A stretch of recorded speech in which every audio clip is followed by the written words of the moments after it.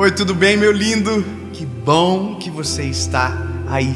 Essa é a primeira mensagem da série Nova Estação. É algo poderoso e profético sobre nós. Serão 8 mensagens e a cada segunda-feira sai uma mensagem nova aqui no canal às 7 horas da manhã. Eu quero te pedir um favor. Se você ainda não é inscrito no canal, se inscreva. Nosso sonho é que em breve seremos mais de 10 milhões de pessoas ouvindo uma mensagem toda a segunda-feira aqui no canal. Se você ainda não é inscrito, se inscreve, ativa o sininho e claro, não esquece de curtir o vídeo e mandar para o máximo de pessoas que você puder. É claro, só se você for abençoado. Nos siga nas outras redes sociais, Instagram, procura lá. E agora é o que importa. Quase que não virou. Gênesis, capítulo de número 45. Eu quero ler com você. Diz a palavra: então José não se podia conter diante de todos os que estavam com ele, e clamou: fazei sair daqui todo o mundo.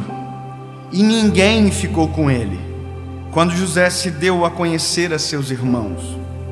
E levantou a sua voz com um choro, de maneira que todos os egípcios o ouviram, e a casa de Faraó o ouviu. Sabe, o tema desta palavra, ela é extremamente séria e muito profundo, a morte do coração. Quando eu falei para alguém sobre o tema dessa palavra, a pessoa me disse: como assim? Como que se dá a morte do coração? É quando ele para de bater? E essa é a pergunta que talvez muita gente pode se fazer. Quando se dá a morte do coração? É quando ele para de bater? E se eu falar para você que é possível, e eu não estou falando de maneira científica, entenda, porque estamos em um ambiente espiritual, se eu te falar que é possível um coração permanecer batendo e mesmo assim ele está morto? E se eu te falar que hoje nós vivemos um tempo, em uma geração aonde tem muitas pessoas que o coração ainda bate, mas que já morreram há muito tempo, as suas falas são carregadas de morte, os seus relacionamentos são desastrosos, a sua vida como um todo é um desastre. E quando você vê o reflexo dessas pessoas, é tão desastroso quanto aquilo que está no coração delas.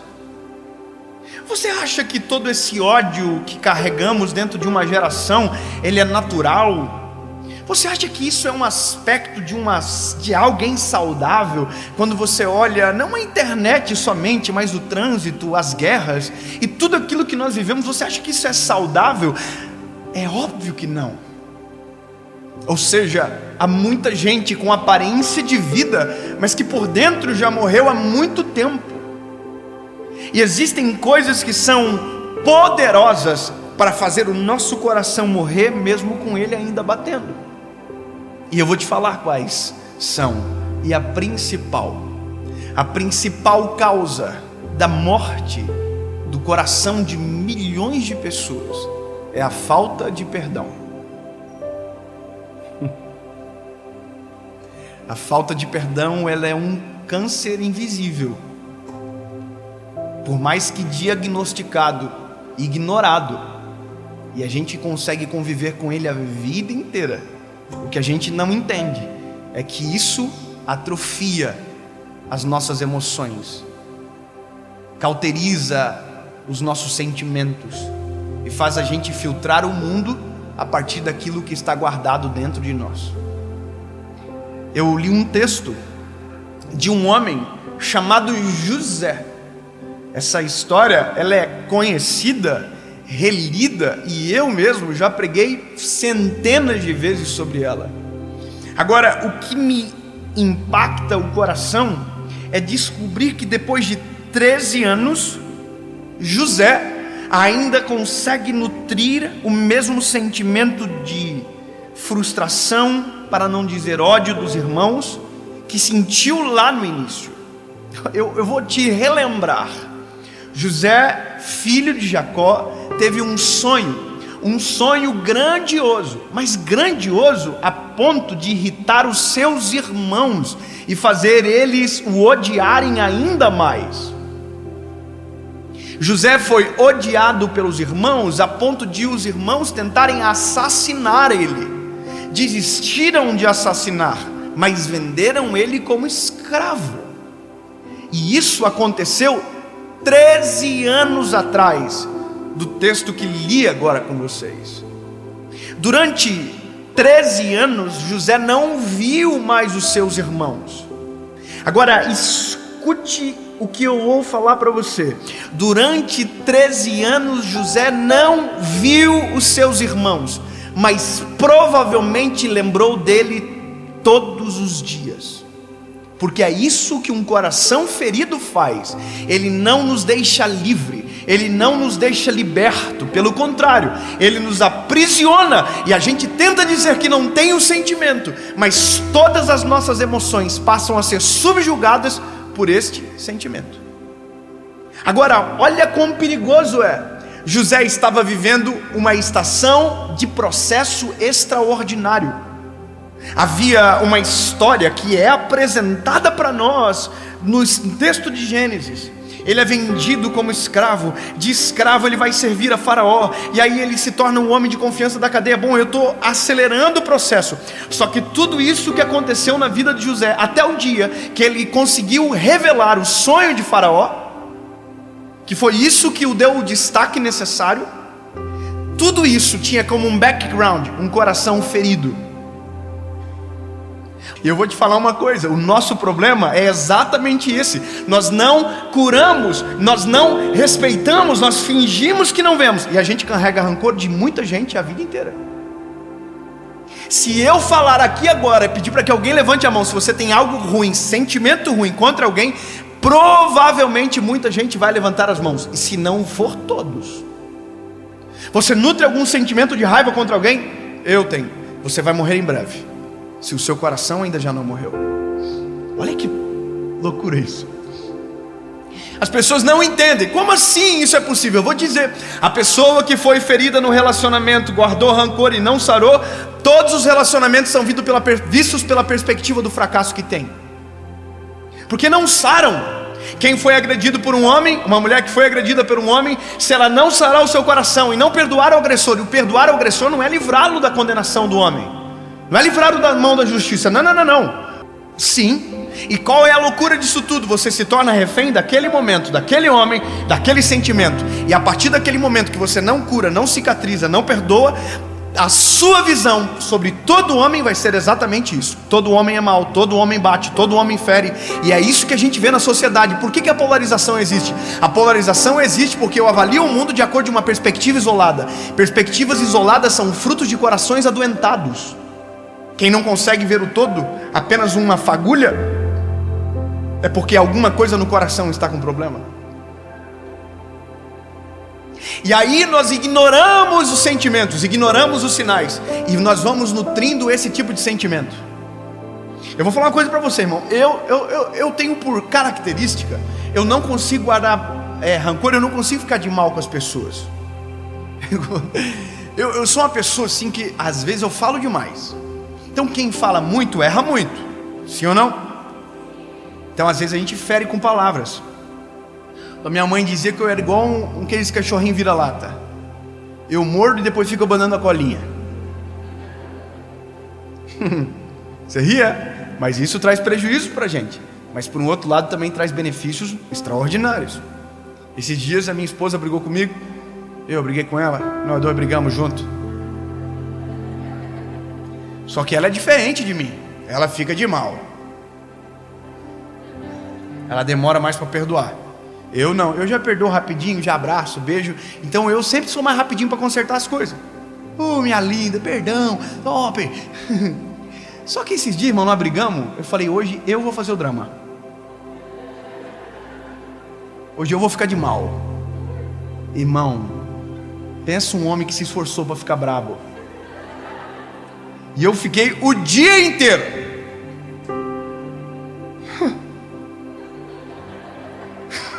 Ela vinha para cá, eu ia para lá.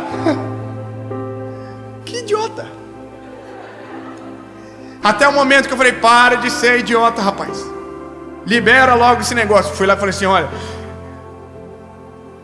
eu te perdoo. Me perdoa, dá-lhe um beijo aqui. É nóis. Só que aí ela estava assustada, porque ela nunca viu fazendo daquela forma. Eu vou te falar, meu lindo, a gente escolhe nutrir sentimentos que nos ferem. Eu sou sanguíneo, né? Então, só Jesus. Eu tenho um imóvel aí num lugar que é um condomínio.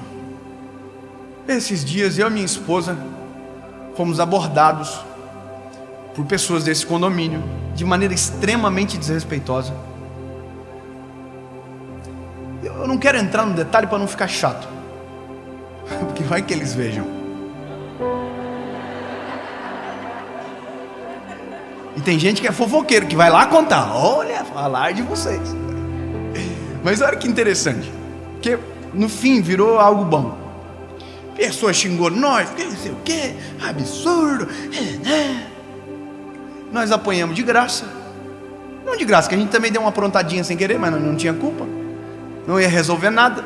No fim eu fiquei nervoso, também falei algo que não devia ter falado, mas falei.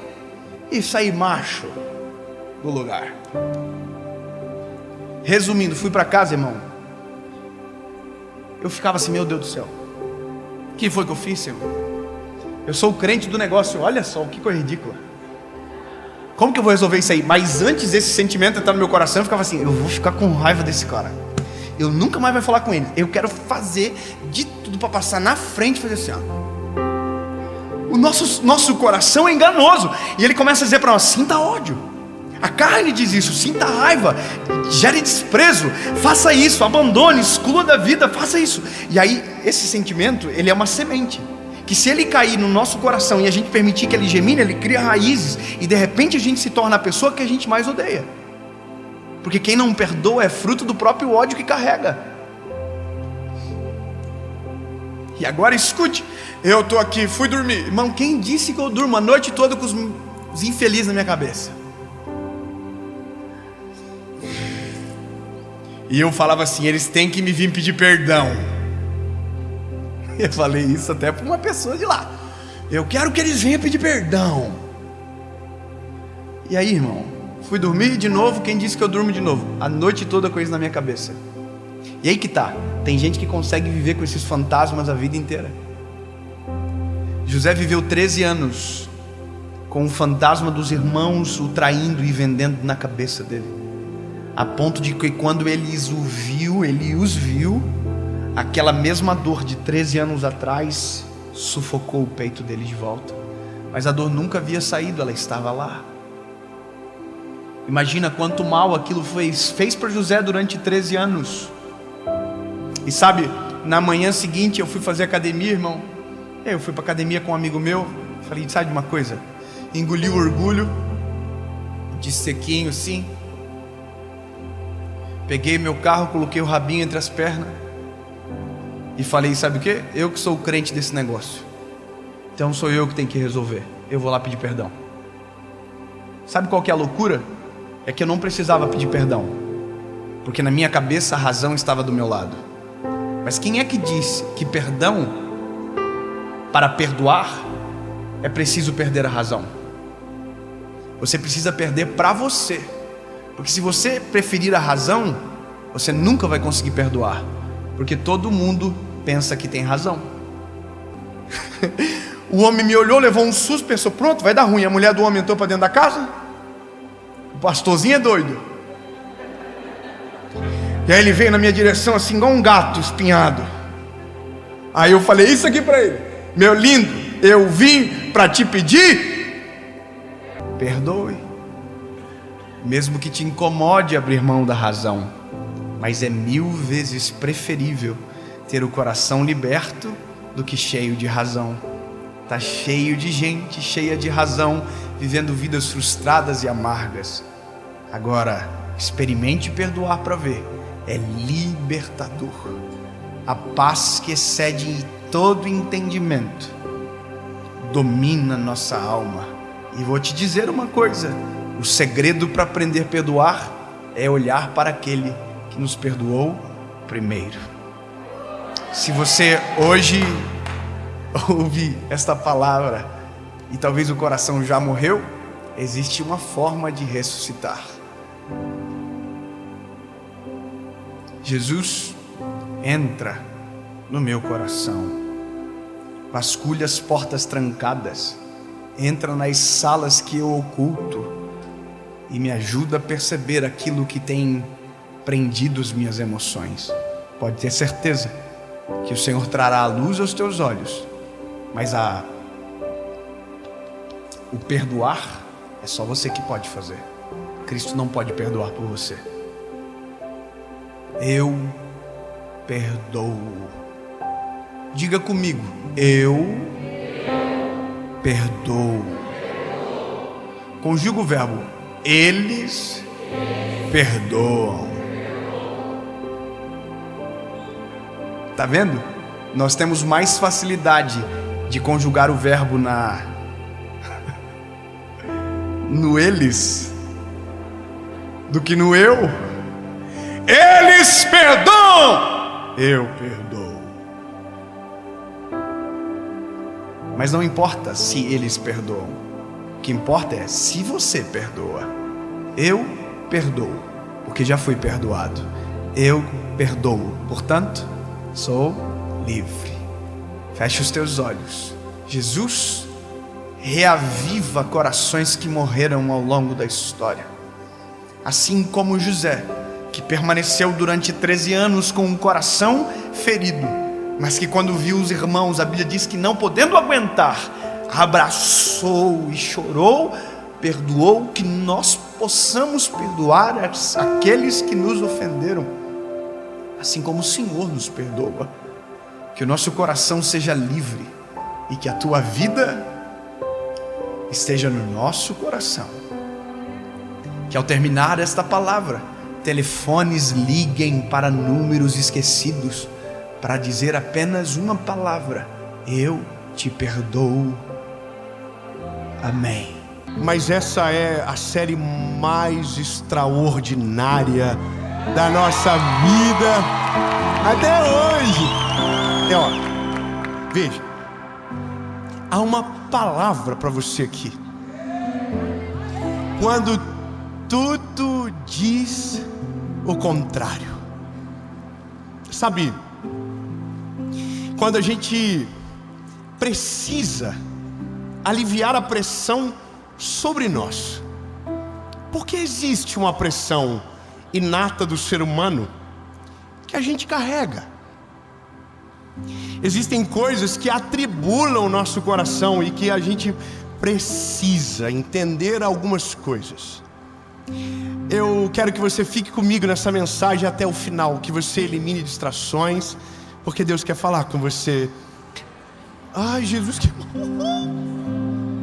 Deus quer falar com você. Mas antes, eu vou te pedir só um favor rapidinho. Curte o vídeo, nem que seja por dó. Curte, comenta, marca os amiguinhos, manda no grupo da família, manda no WhatsApp, sabe, de alguém. Você sabe aquele grupo seu que manda um monte de fofoca? Manda uma fofoca.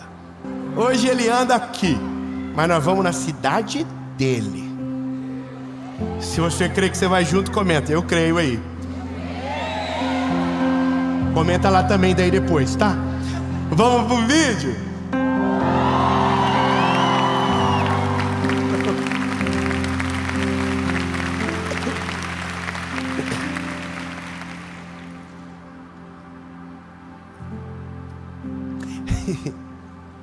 Você tá velho já? Vou falar uma coisa pra você. Quando a gente é novo assim, 17, 18 anos. Se você tem 30, você não é novo mais.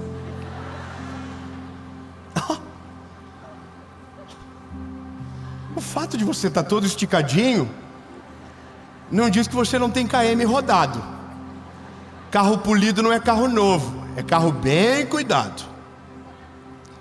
Veja, À medida que o tempo passa e algumas coisas da nossa vida não acontecem, é muito claro a frustração que começa a fluir de nós. É como se a gente começasse a construir dentro do nosso ser uma sensação de atraso.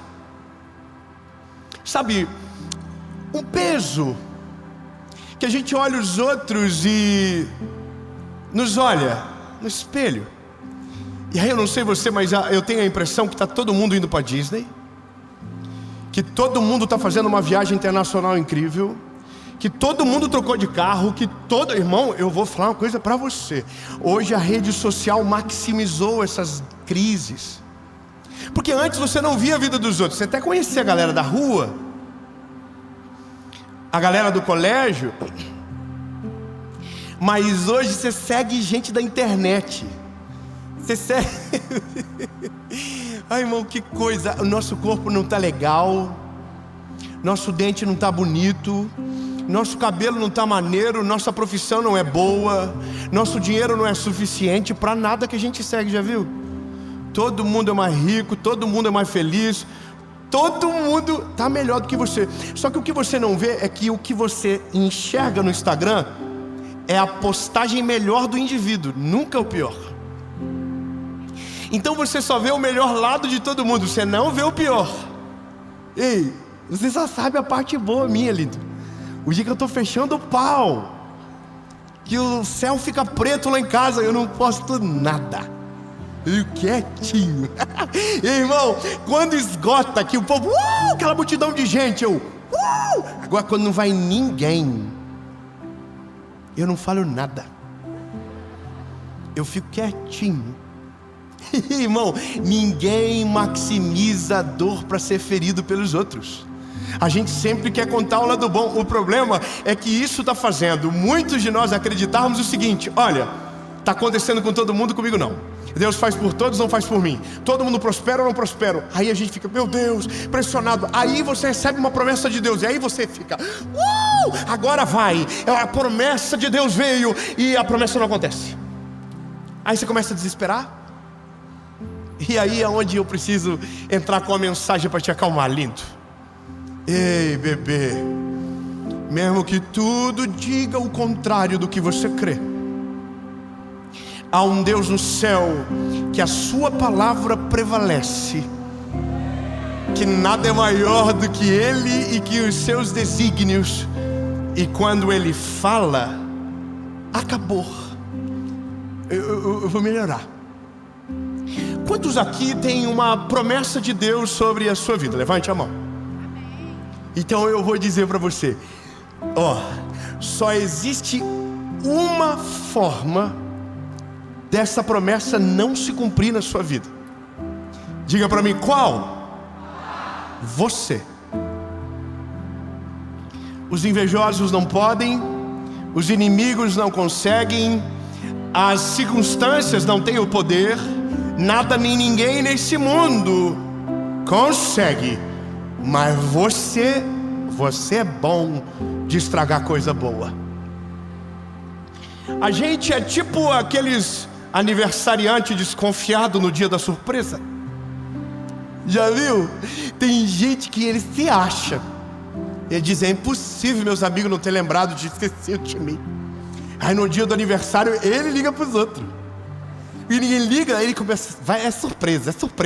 Aí ele fica tentando descobrir. Lindo. Quando a gente tem uma promessa do Senhor, a gente não precisa ficar mais pressionado, a gente começa a relaxar a partir daquele momento. Se você sabe que é amado, você não precisa mais descobrir que é amado, porque você já descobriu que é amado. Se você já sabe o plano de Deus, você pode ter certeza, Ele tem um plano comigo, e nada é maior do que o Deus que eu sirvo. Nada nem ninguém vai poder paralisar. O problema é que tem coisa que não é no tempo da gente.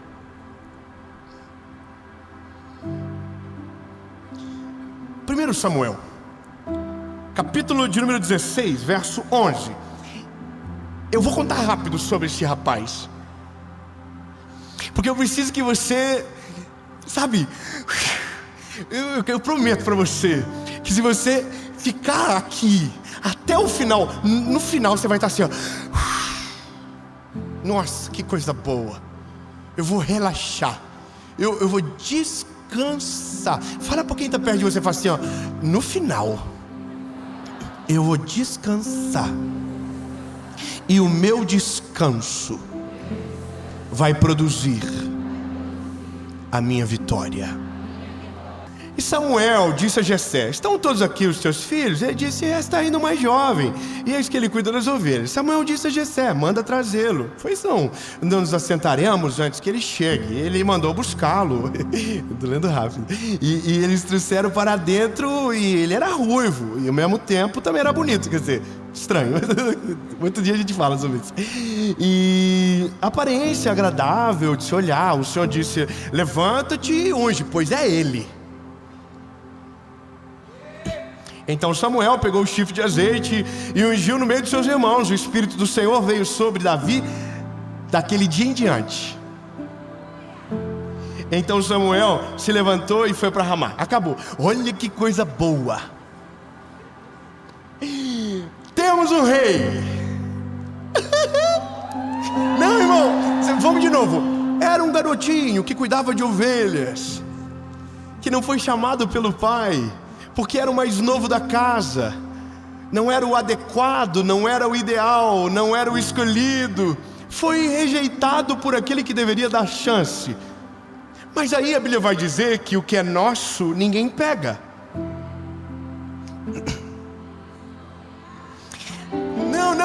Ô bebê, vamos junto. O que é seu, a mulher mais linda da internet que você segue, não pode pegar. O que Deus tem pra você, homem nenhum no mundo pode tirar de você. Escute bem. Não dá. O que é seu, Deus espera você chegar na mesa.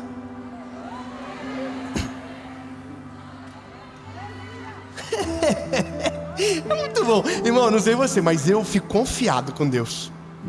Irmão, já imaginou que tem coisas que Deus reservou pra você? Pra você. Que ninguém vai viver. Não, você não está entendendo. Tem coisas que é pra todos. Tem coisas que Deus fez pra você. Irmão, é tipo terno sob medida. Não cabe em ninguém. Cabe só em quem tirou a medida. Se colocar no outro, o ombro vai sobrar, vai crescer, vai ficar estranho. Ei, lindo. O que Deus tem pra você é seu. Faz assim, ufa. Então, deixa eu te falar, você não está competindo com ninguém. Davi chegou na casa. Oi, tudo bem? Boa tarde. Estou meio fedidinho. Estava cuidando de ovelha, mas vim correndo. Qual que está rolando aí? Aí a Bíblia diz que Samuel olhou e falou. Aí Deus falou: levanta e unge ele. Esse é o menino que eu falei quando você estava vindo para cá, segundo o meu coração. Aí ele ungiu Davi. Olha que maravilhoso. Virou rei. Não. Como eu posso te explicar isso? Davi foi ungido a rei, mas não virou rei. Veja, a promessa não significa resultado imediato. A promessa é só um aviso para você do que vem pela frente. Não, o que Deus fala para você hoje não significa que vai acontecer amanhã, mas significa que vai acontecer na hora certa.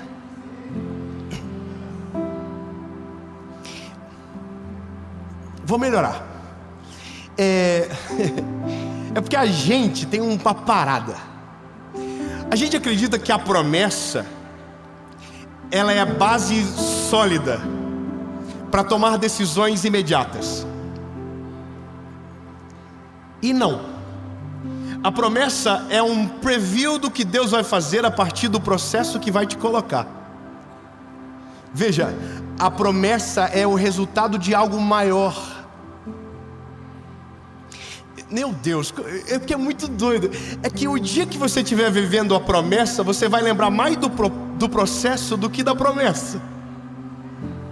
Não, vou melhorar. Hoje eu não estava agradecendo pelos 10 milhões de inscritos que está chegando. Hoje no hotel eu dizia: Jesus, obrigado pelo dia 23 de abril de 2009, que o Senhor Jesus me salvou, que o Senhor me encontrou.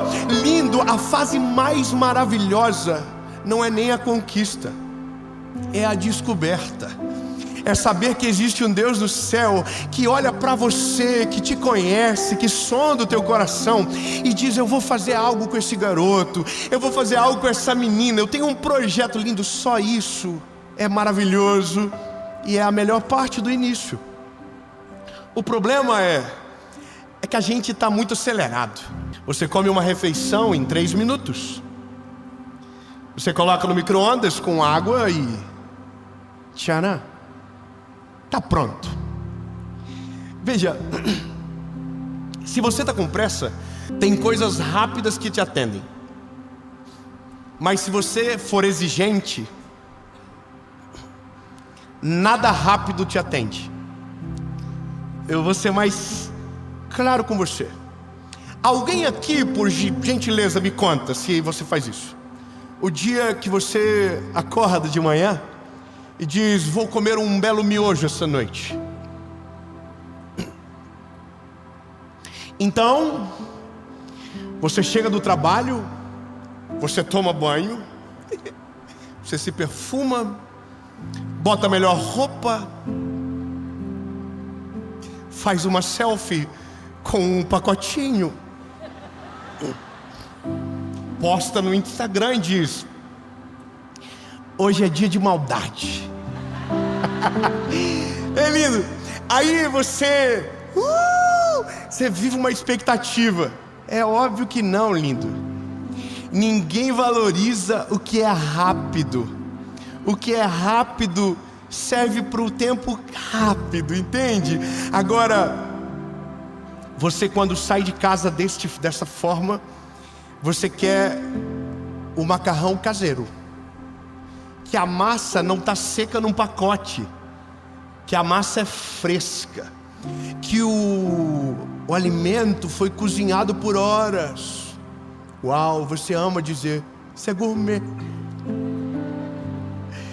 Eu acho maravilhoso. Eu tenho amigos que tiram foto de comida, e eu acho muito brega postar foto de comida, mas eu sempre me arrependo porque eu como antes de tirar foto. Porque tem dia que eu quero lembrar da comida e não dá para lembrar mais, sabe? Mas veja, nesse dia, então, você não come de qualquer maneira, você não vai comer fazendo você só dedica para aquilo, principalmente se te custar bastante, né? Irmão, quando eu vou num restaurante que é caro, eu subo a régua, irmão. Pode trazer água no copo, eu faço aqui, ó.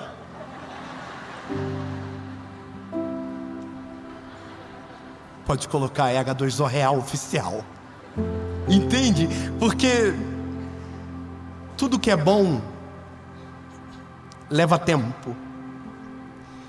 Tudo que é extraordinário exige tempo.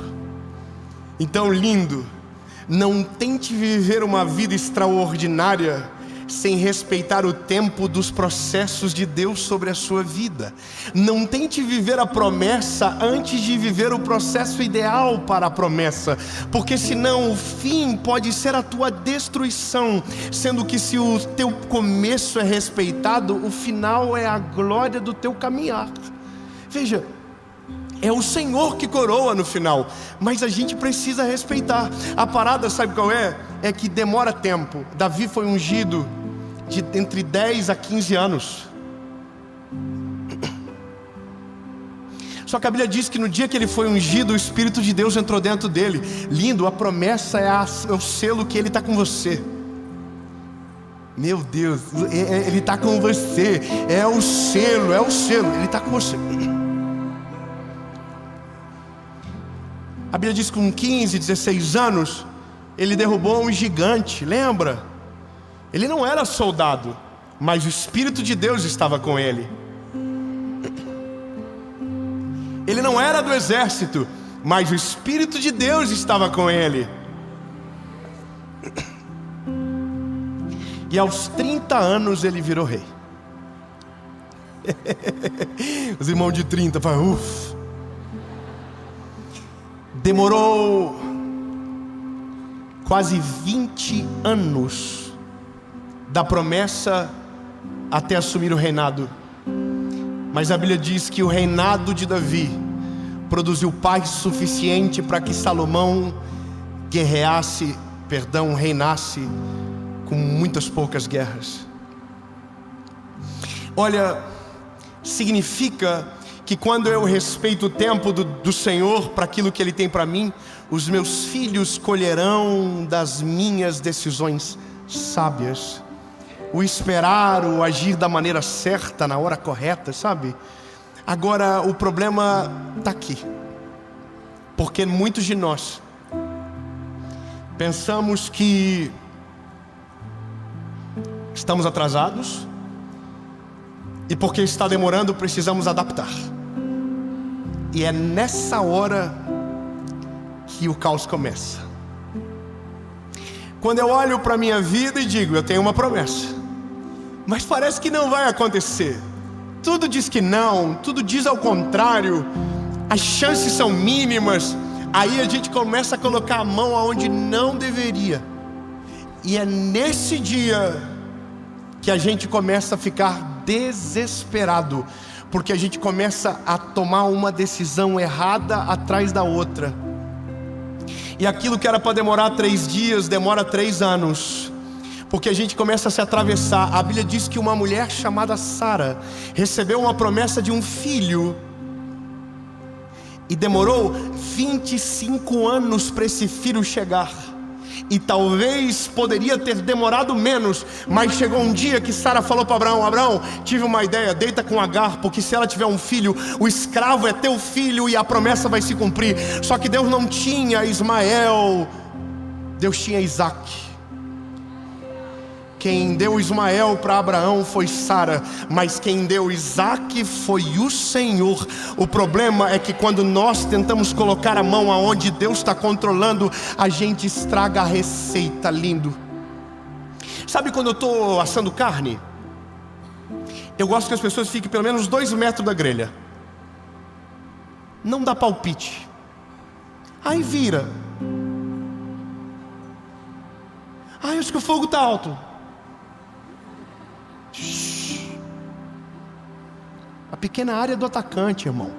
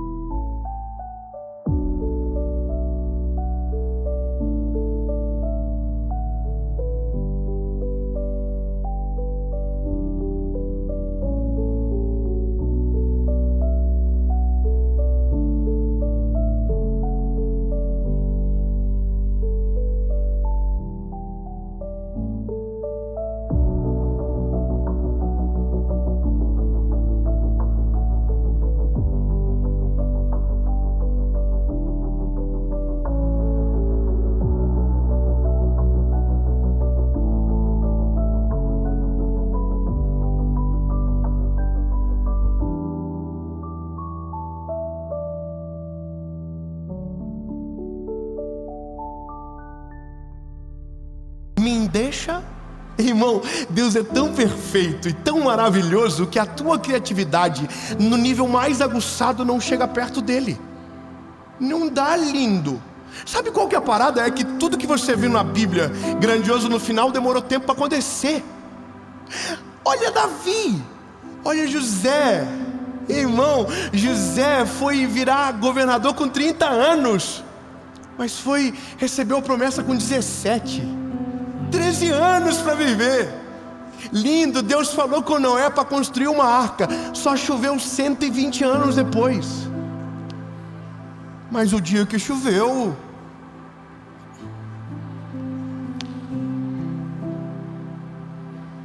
a arca estava pronta. Você entendeu? É porque Deus sabe a hora certa de fazer. Então, príncipe da minha vida, minha lindeza, escuta bem, alivia a pressão que você carrega. A pressão não pode te sufocar. A promessa não pode ser a razão da tua angústia. Ela tem que ser a razão da paz que domina o teu coração. Porque se Ele te prometeu, Ele vai cumprir. Está escrito, acabou. O que é seu, ninguém mexe. O que Deus preparou para você, ninguém pode roubar. Então, lindo, a promessa não pode te colocar contra a parede. Ela tem que te colocar no trilho que te leva para o centro da vontade de Deus. A pergunta que você deve fazer para o Senhor não é quando, não é como, é Deus, o que eu posso fazer agora que vai contribuir para o que o Senhor tem para o meu futuro? E na maioria das vezes Deus só vai dizer: relaxa e descansa. Salmos 37 e 34 diz: descansa no Senhor e segue o teu caminho, fazendo nada. Então, príncipe, princesa, é muito bom falar isso, né? Mas ó, relaxa. Só cuida do teu coração. Só cuida daqui, ó. Cuida, Jesus, o que eu preciso fazer? Por que eu tenho que ser melhor, Jesus? Eu preciso orar mais? Eu vou orar mais. Eu preciso jejuar mais? Eu vou jejuar mais. Eu preciso ler mais a Bíblia? Eu vou ler mais a Bíblia, Jesus. O que eu preciso? Se eu preciso amar mais a minha esposa, eu vou amar mais ela então. Jesus, eu preciso dizer que eu amo. Precisa. Vai fazendo certinho. A Bíblia diz: nunca se canse de fazer o bem. Vai fazendo, vai plantando, vai semeando, que aquilo que Deus tem acontece. Eu vou falar uma coisa. O que eu vivo hoje, eu ouvi do Senhor quando eu tinha 5 anos de idade. Sabe quando se cumpriu? Quando eu tinha 28 anos de idade. Quando eu tinha 28 anos de idade, as coisas começaram a acontecer. Eu me lembro de estar dentro do carro com a minha esposa, dentro de um Fiat Uno 2001. E naquele mês eu tinha recebido um salário. Eu já estava vivendo o meu chamado.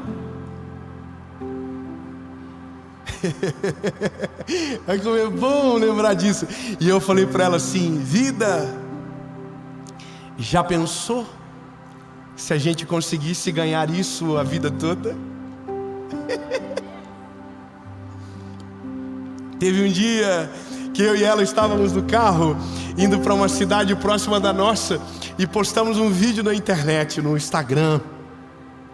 E deu 1 hora, e quando a gente chegou, olhamos o vídeo e disse: amor, olha só, 10 mil pessoas assistiram. Já pensou se a gente conseguisse alcançar tanta gente sempre? Eu imagino Deus olhando assim para mim: oh, que fofinho. Mas essa é a graça. Eu tinha uma promessa muito grande, mas o pouco que eu tinha já era sobrenatural. Lindo, o segredo não está no final, o segredo está durante. Aproveitar a jornada, viver, porque são essas memórias que no final farão todo sentido. É para esse lugar que você vai olhar. Lindo, eu vou te dizer, eu amo a vida que eu vivo, mas não tem nada a ver com aquilo que eu tenho. tem a ver com aquilo que Ele fez em todas as etapas da minha vida. Então, lindo, se Ele prometeu, vai acontecer. Continuou, matou urso, matou leão no campo, e já era o rei de Israel, sendo forjado. Então, lindo, aproveita o tempo, não fique pensando que você está perdendo tempo, porque a promessa ainda não aconteceu. Ela vai acontecer.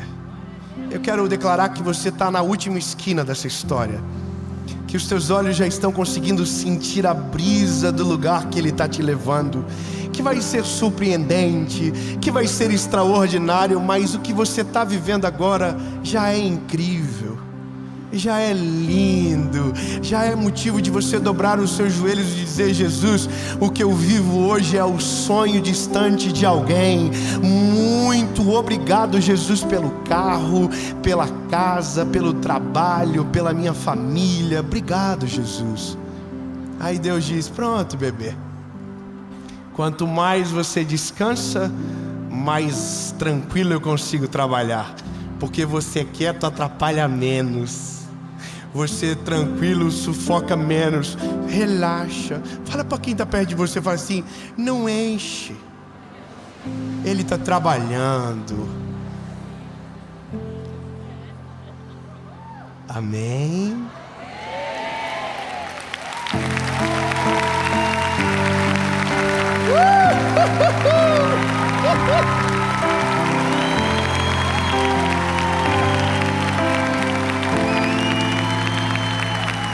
Dava para colocar uma plaquinha, né? Silêncio, Deus está trabalhando. Jesus, o que o Senhor vai fazer ainda é tão lindo. Jesus é tão maravilhoso o que vem pela frente. Jesus, Tu é perfeito, Senhor. Jesus, a Tua promessa, ela é viva, ela é real. Muito obrigado, Jesus, porque cremos que vamos viver tudo aquilo que o Senhor tem para nós. Nada, nem ninguém vai conseguir roubar isso de nós, Jesus. Nossa pressão hoje é aliviada. Nós confiamos no Senhor, nós confiamos no Teu tempo, nós confiamos no Teu preparo, porque entendemos: nada que é extraordinário fica pronto rápido. E se queremos o extraordinário, precisamos aprender a esperar. Em nome de Jesus. Eu estou empolgado, eu tenho uma palavra de Jesus para você agora. Mas eu te recomendo que você já pegue o link dessa mensagem e mande para quem você pode chamar de amigo. Amigo. Não vale colega de firma, não vale os endemoniados que te perseguem, não é. Perdão, desculpa, me empolguei. É para amigo. Aliás, vou melhorar. Essa mensagem não serve para fazer amigo. Ela serve para consolidar aquilo que Deus já te deu. E vamos chegar lá. Eu só quero te pedir um favor antes da gente começar. Então já pedi o primeiro, vou pedir o segundo. Curte o vídeo, rapidão. Por que o rei publicou um decreto tão severo? E Arioque lhe contou o que havia acontecido. Daniel então foi ver o rei de imediato. Pediu mais tempo para comunicar o significado do sonho. Em seguida, Daniel voltou para casa e contou para os seus amigos. Essa palavra é maravilhosa. Ele contou para os seus amigos: Ananias, Misael e Azarias, ou Sadraque, Mesaque e Abidnego. Contou o que havia acontecido. Agora vem a parte boa. E pediu para que eles orassem. Pediu para que eles... Pediu para quem? Para os... Pediu na internet? Pediu no... Ai meu Deus. Pediu no Instagram? Pediu no grupo da firma? Pediu para um inimigo? Para a sogra? Ai Jesus, perdão. Pediu para quem? Para os amigos. Amém. Acabou. É que, veja, Isso é um dos maiores significados de uma amizade verdadeira. Amigo de verdade é aquele que serve também para você pedir uma oração no dia que você está enfrentando uma guerra muito grande. Olha, eu tive uma lição assim, essa semana agora, segunda-feira, na quarta-feira fiquei envergonhado. Eu, na segunda-feira, precisava tomar uma decisão. E eu tenho no meu ciclo de amigos, pessoas que são habilitadas para conselhos específicos em áreas específicas. Por exemplo, para falar sobre casamento, eu tenho um específico. Para falar sobre dinheiro, eu tenho outro específico. Porque, basicamente, a gente não é um generalista, a gente sabe talvez um pouco mais sobre algumas coisas. E quando nós somos sábios e prudentes, nós sabemos para quem contar e o que contar. Então porque precisava tomar uma decisão, liguei para este meu amigo. O nome dele é Vini. O Vini é o meu amigo. Vini, eu amo ele é meu irmão, a gente chora junto, parece duas menininhas. Nós vamos jogar golfe junto, lá nos Estados Unidos, no Brasil, onde a gente está junto, a gente começa a falar das coisas de Deus. Eu amo o mesmo esporte que ele, e a gente chora e começa a conversar, coisa linda. Ele é meu amigo, só que ele fez algo por mim que eu ainda não havia aprendido a fazer de maneira intencional por ele. E é esse o ponto. Eu liguei para ele e eu falei: mano, preciso de um conselho teu. E ele falou: eu vou te dar um conselho, mas na quarta-feira. Falei: nossa, por que na quarta-feira? Por que não hoje? Ele falou: porque a gente vai orar e jejuar primeiro.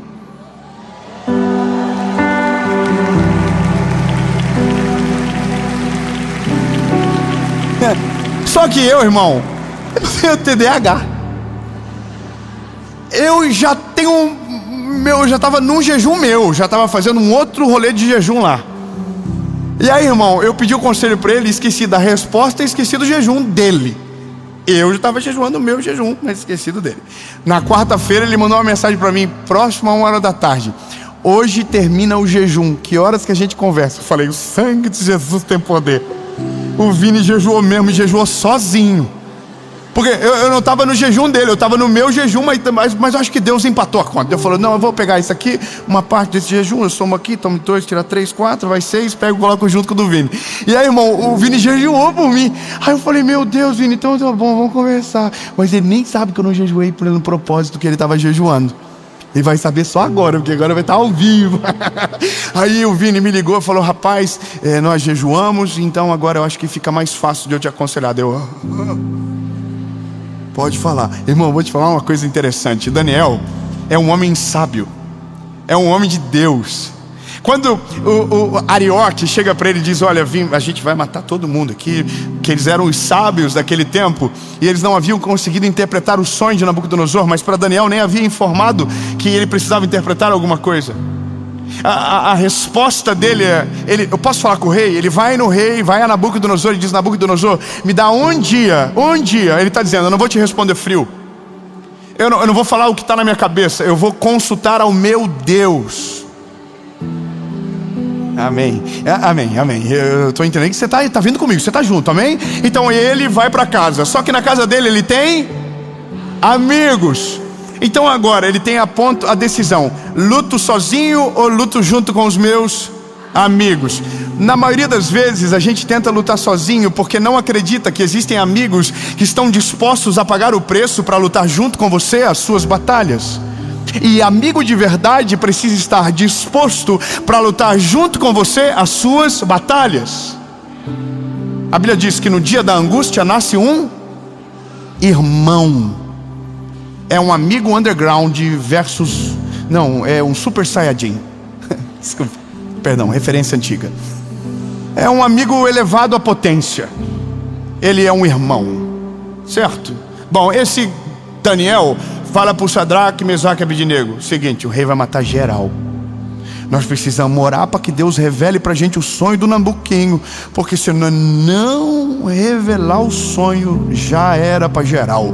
Dobra o joelho todo mundo, passa a noite orando. Não sei o que eles fizeram. Naquela noite Deus deu a interpretação do sonho para Daniel. Um amém para dar um glória a Deus. Vamos embora? Amém. Deus responde orações. Mas Daniel orou sozinho? Não, Daniel orou com amigos. Só que olha que interessante, ele vai até o Nabucodonosor e fala para Nabucodonosor: Nabuquinho, o seguinte, tenho a interpretação do sonho.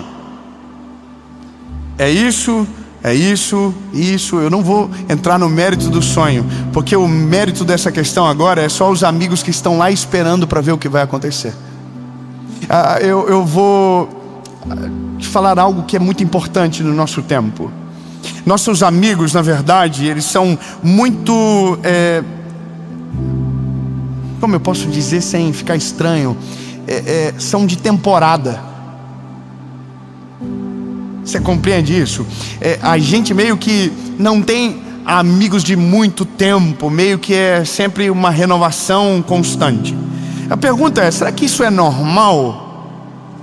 Será que isso é normal? Eu vou falar uma coisa para você. Eu aprendi a avaliar pessoas pelos amigos que ela tem e pelo prazo que essas amizades existem. Vou te contar um exemplo. Há um tempo atrás, aproximou-se da gente, de mim e da minha esposa, uma pessoa, uma família. Nós amamos eles, e eles, foi uma coisa assim avassaladora. E a gente ficou apaixonado, e nós amamos eles, nada mudou, tudo certo.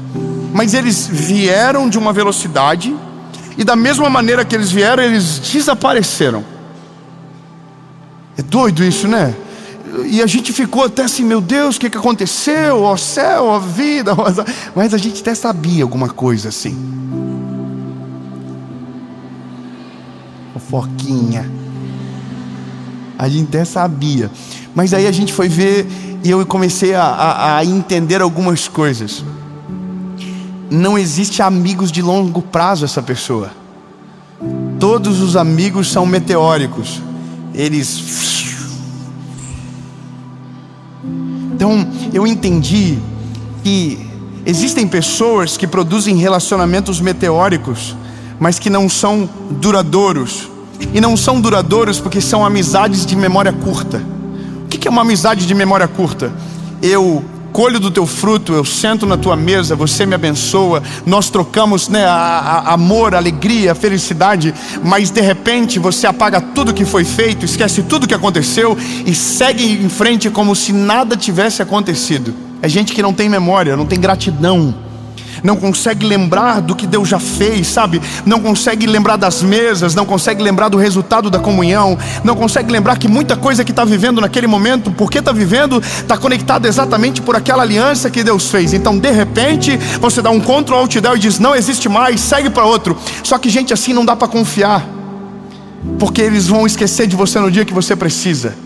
Eles vão lembrar de você no dia maravilhoso, mas no dia que eles não precisarem mais, eles vão esquecer de você com a mesma velocidade que eles te amaram. E essa é a parada. Nossa geração precisa produzir amigos que não se esquecem de absolutamente nada. Nada. Não esquece do que viveu, não esquece do que ouviu, não esquece das orações, não esquece dos conselhos. Eu vou te falar uma parada. Eu vou viver 50 anos, 100 anos, whatever. Pavor. Irmão, eu tenho pavor disso. Você sabia?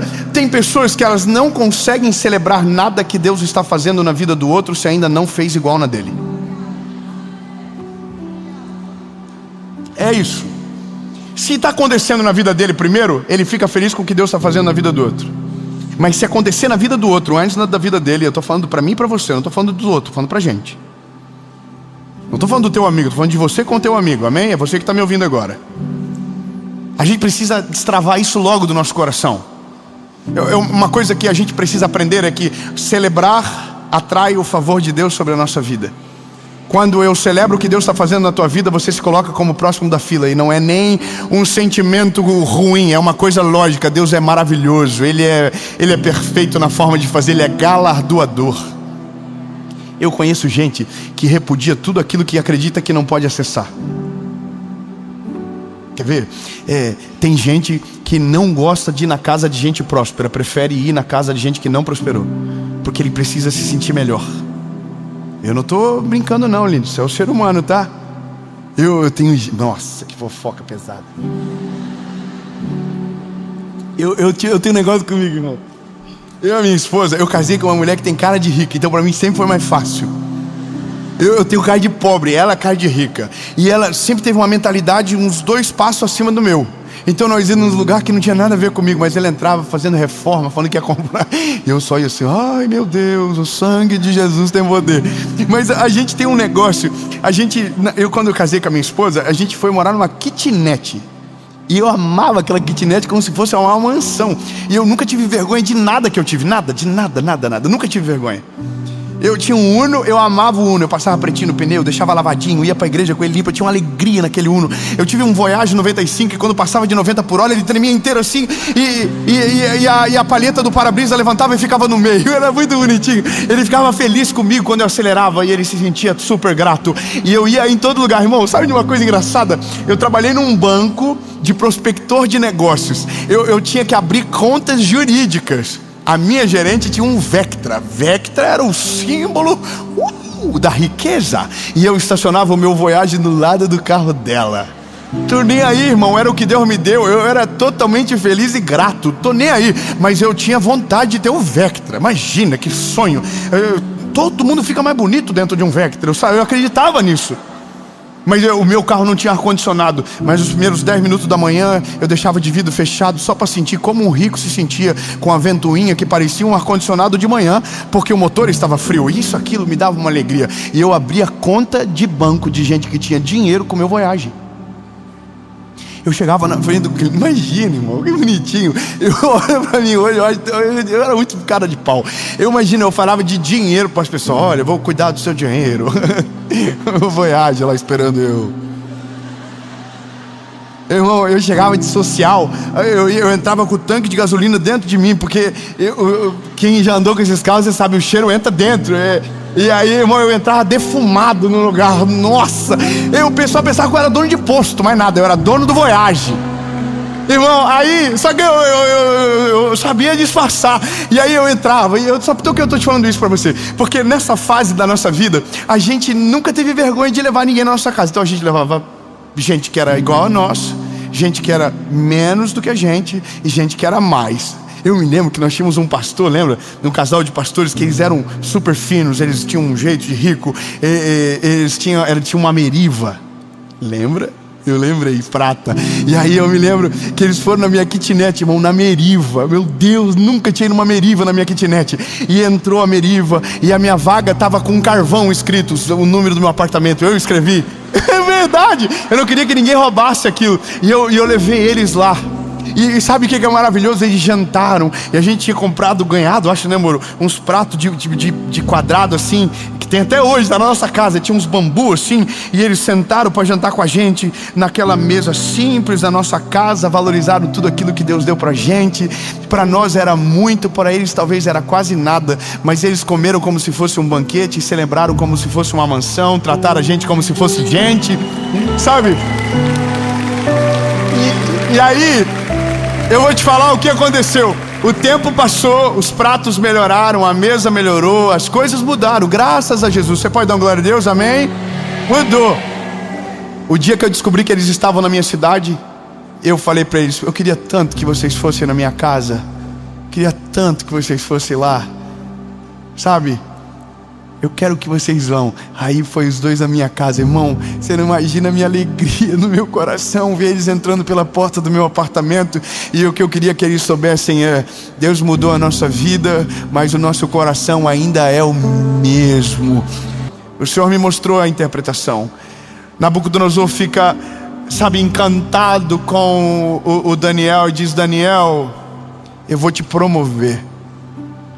Eu vou te colocar como líder de todas as províncias.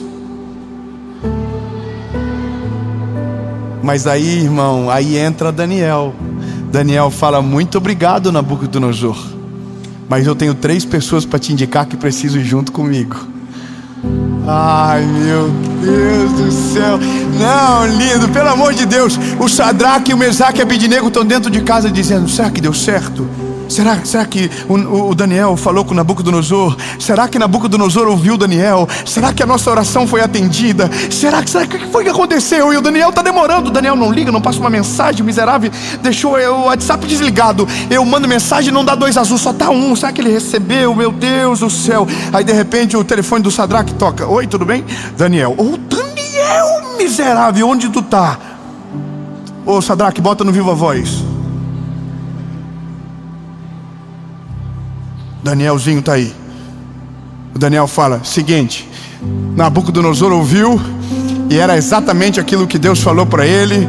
Ele foi agora, tá entendendo o sonho, vai mudar de postura. Só que agora tem um negócio para te falar que aconteceu. Aí os amigos: fala, Daniel. Ele me colocou como líder de toda a província. Aí os amigos: que isso, Daniel? Sinistro. Aí ele fala: não, calma, tenho outra notícia. Vocês vêm junto.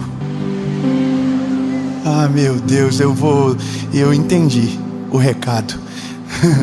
É que talvez você ainda está na fase onde está orando e lutando. Talvez você está ouvindo essa mensagem agora e você ainda não chegou nessa parte onde tem festa. Você ainda está na parte da luta ainda. Eu tenho uma palavra de Deus sobre você. Talvez você ainda está lutando. Talvez os seus joelhos ainda estão dobrados. Talvez ainda os seus jejuns estão ativos. Mas Deus não te deixou sozinho. Deus colocou amigos junto com você. Amigos que estão orando junto com você, chorando junto com você, atendendo as suas ligações de madrugada. E você diz: olha, continua orando, ainda não aconteceu nada, Deus ainda não fez nada. Então eu quero dar uma boa notícia para você. Deus vai fazer. Deus vai responder a tua oração. Deus vai ouvir você e os seus amigos. Então eu vou te dar um conselho: quem crê no que Deus vai fazer, age como se já estivesse sendo feito. Como assim, Dave? Já começa a agradecer os teus amigos agora, como se a vitória já tivesse chego. Diga para eles: muito obrigado por ter orado junto comigo. Eu sei que está acontecendo. Muito obrigado porque Ju dobrou o joelho, chorou junto. E posso dar um conselho? Já marca o after. Não, você não pegou. Já marca a festa. Já marca o dia que vocês vão sentar à mesa e vão rir de tudo aquilo que machucou, vão rir de tudo aquilo que doeu, vão lembrar de todas as histórias e vão dizer: meu Deus do céu, como foi bom a mão do Senhor sobre nós. Aí você vai abraçar o seu amigo e vai dizer: obrigado porque não desistiu, obrigado porque caminhou junto comigo até o final. E aí nesse dia vocês vão olhar para trás e vão dizer que então nasceu uma amizade verdadeira e de longo prazo. Porque se não for para ter amigo desse jeito, é melhor nem ter. Amigo bom é aquele que dobra o joelho junto com você e se levanta junto com você. Amém. Bom, é que isso não nasce como uma receita pronta. Isso é provocado por um relacionamento intencional. E é dessa maneira que eu termino. Hoje nós temos a mesma quantidade de amigos, basicamente. Você acredita? Não mudou nossa quantidade de amigos. Nós temos exatamente os mesmos amigos. Estão lá. Tem os que foram, outros que chegaram, mas amigo mesmo a gente conta na mão. Se enche um salão de festas, já começa a ficar um pouco perigoso. Você já sai da média, pode virar estatística. Ter um amigo mesmo, a gente conta na mão. Só que qual que é o problema? É porque a gente só às vezes desfruta dos amigos na festa, mas a gente não, de verdade, não compartilha do pão completo. A gente não vive de maneira, sabe, intencional. Quando o Vini falou para mim que ele estava jejuando por mim, foi um dia depois de eu ter um encontro com os nossos amigos. Nós fizemos um encontro na nossa casa para comer pizza. Qual que era o centro da noite? A pizza. Mas aconteceu uns negócios que não estavam combinados. Eu vou falar para você. Você gosta de fofoca. A gente jogou stop. Vocês sabem quem já jogou stop? Tudo velho, tá vendo? Ninguém novinho nem sabe o que é. A gente jogou imagem e ação.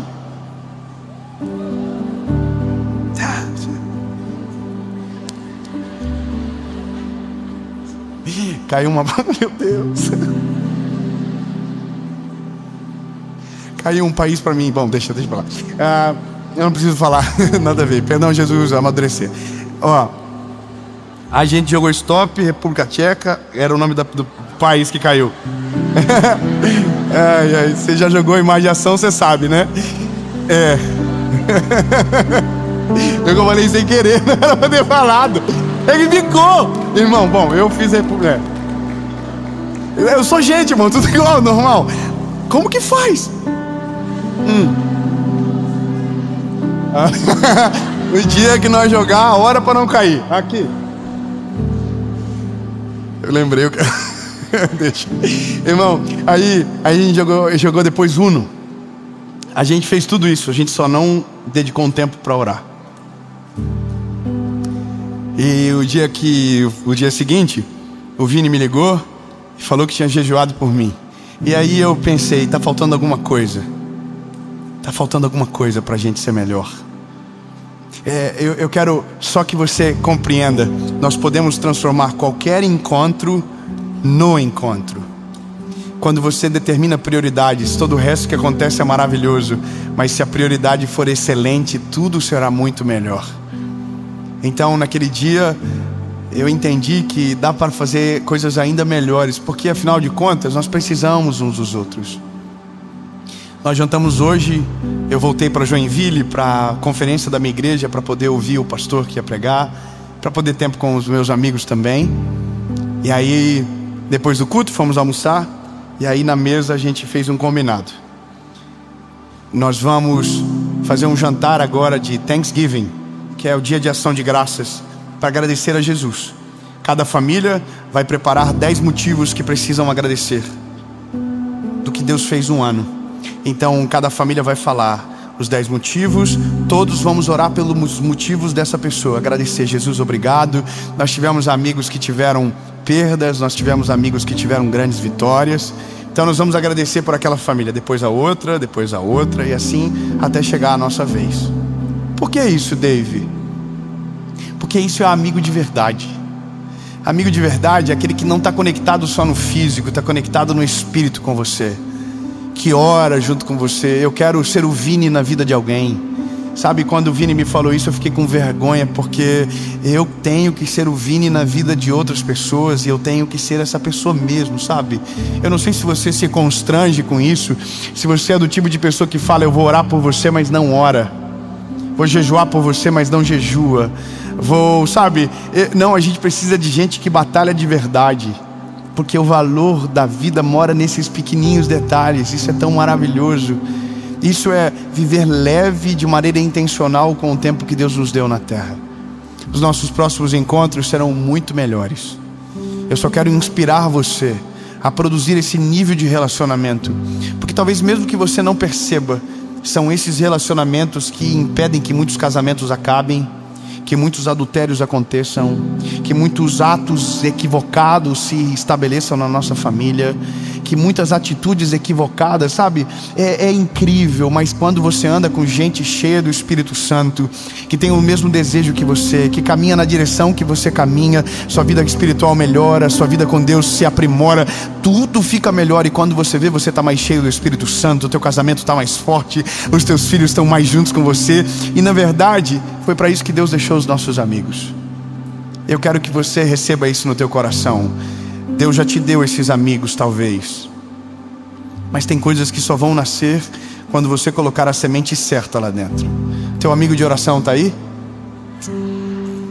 Está aí? Obrigado, porque o Senhor nos ensina em tudo, nos alinha de acordo com aquilo que o Senhor tem para nós. O Senhor nunca nos deixa confusos, nunca nos deixa perdidos. E Pai, obrigado por nos ensinar ainda mais. Jesus nos faz encontrar esses amigos, se eles ainda não caminham ao nosso lado. Nos faz valorizarmos a caminhada, caminhar juntos por longo prazo, Jesus. Nós não queremos estações, nós queremos jornadas longas. Nós queremos cultivar amigos que viram todas as fases da nossa vida e ainda conseguem se alegrar ao nosso lado, que ainda conseguem chorar juntos. Mas, Senhor, nós não só queremos estes amigos, nós queremos ser estes amigos também. Jesus nos dá autoridade no mundo espiritual para colocar a mão na cabeça de amigos que precisam de oração, para dar conselhos sábios que ajudem os nossos amigos a mudar de vida em determinados momentos. Sim, Jesus, nos ajuda, Pai. Nós cremos nessa oração, cremos nisso e sabemos que o Senhor está no controle de tudo. Em nome de Jesus. Amigos, eu vou falar a última coisa depois da oração, não é normal. Eu já me lembrei. Amigos servem para duas coisas na nossa vida. Não são somente essas, mas são as duas principais características. Amigos servem para produzir alívio e servem para produzir pressão. Tá, eu acho que na segunda vai engatar. Amigos têm grandes características para nós, amém? Você entende isso? Então eu vou reforçar duas e vocês caminham para entender junto, para ficar feliz. Amigos têm grandes missões na nossa vida, mas duas delas talvez sejam as mais importantes: produzir alívio e produzir pressão. Alívio para os dias de angústia, para os dias que os nossos olhos estão marejados e cheios de lágrimas. Quando a gente não precisa de nenhum conselho, a gente só precisa de um abraço. Quando a gente não precisa de ninguém dizendo o que é para fazer amanhã, mas nos abraçando para consolar aquilo que a gente fez ontem. Amigos que nos acalentam, que só colocam a mão nos nossos ombros e dizem: eu vou orar por você, eu vou te ajudar no que for necessário. Mas a gente precisa de amigos que produzam pressão, para que quando a gente esteja tomando decisões erradas, se levantem como Natãs na nossa vida, coloque a mão no nosso rosto e diga: pare o que você está fazendo, porque vai destruir a tua vida. Amigos que olham no fundo dos teus olhos e dizem: você está errado, você precisa melhorar, seu casamento vai se perder dessa maneira, educa melhor os teus filhos, acorda, você está com bafo. Isso é amigo que produz pressão. A gente só não pode perder essa essência de amar o amigo que produz alívio, mas também amar o amigo que nos produz pressão, porque ambos são importantes. Eles só precisam estar na hora certa, no momento certo na nossa vida.